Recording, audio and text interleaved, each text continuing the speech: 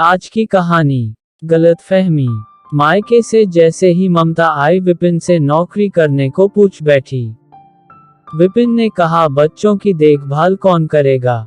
ममता भी कुछ उलझन में पड़ गई क्योंकि बच्चों का ख्याल आ गया। आखिर इनका भविष्य बीतता जा रहा है और इसी के साथ खर्च। और विपिन की चिंता बढ़ती जा रही थी। और विपिन की आय भी कोई बहुत अधिक नहीं थी। ममता करवटें बदल कर ही सुबह करती थी। आखिरकार वह विपिन से फिर पूछ बैठी, मुझे भी नौकरी करने दो। परेशानी कुछ तो कम होगी। कर्ज के गड्ढे में गिरते हुए विपिन को ममता की बात ठीक लगी। उसने कहा, हाँ कर सको तो ठीक है। थोड़ी कोशिश के बाद ममता को भी नौकरी मिल गई।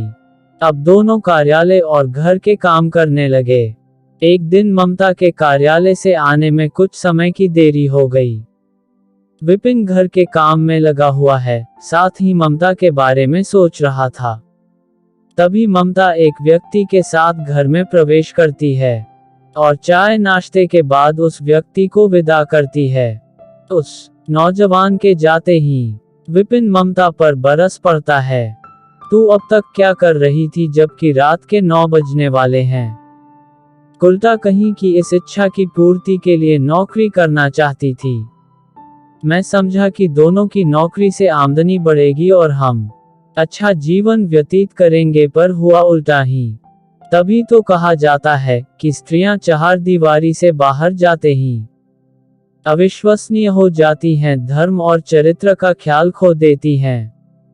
ममता निर्दोष थी, फिर भी अपने स्वभाव के कारण चुप रही।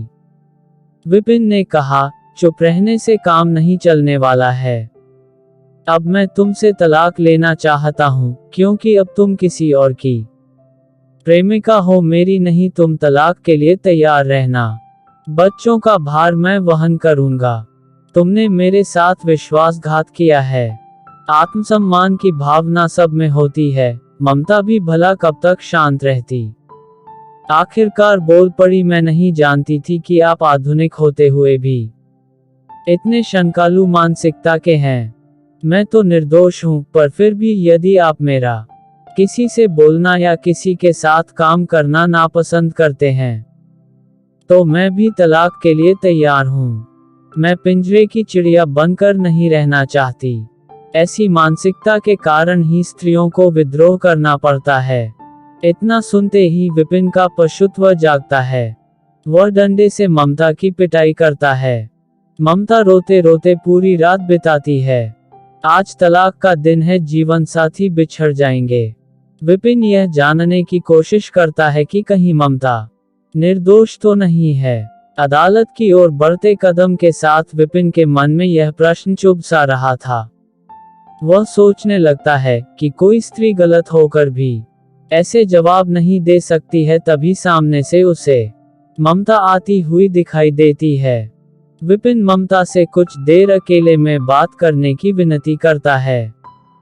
तब ममता बात करने के लिए तैयार हो जाती है। विपिन ममता से अपनी गलती के लिए माफी मांगता है।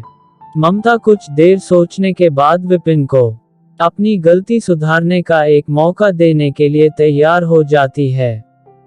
दोनों फिर घर की ओर चल पड़ते हैं। आज की कहानी में बस इतना ही।